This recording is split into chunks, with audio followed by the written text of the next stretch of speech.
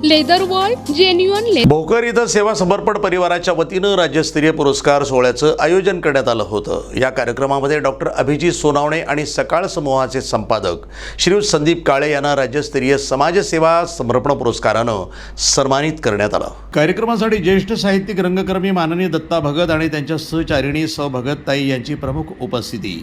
उद्घाटक श्रीयुत राजेंद्र खंदारे, अव्वर सचिव उपमुख्यमंत्री कार्यालय मुंबई, उपविभागीय अधिकारी प्रवीण मेंगशेट्टी, तहसीलदार सुरेश घोळवे यांच्यासह अनेक मान्यवर यावेळी उपस्थित होते।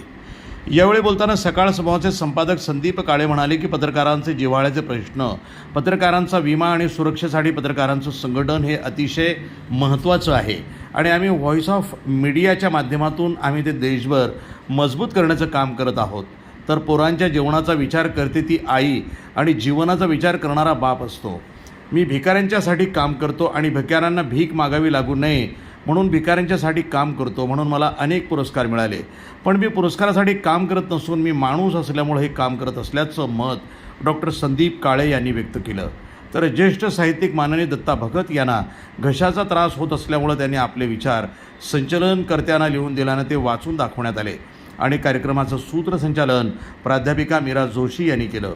कार्यक्रमासाठी सेवा समर्पण परिवाराच्या वतीनं परिश्रम घेण्यात आले होते। प्रतिनिधी राजेश चंद्रे, भोकर, जिल्हा नांदेड, NTV न्यूज मराठी।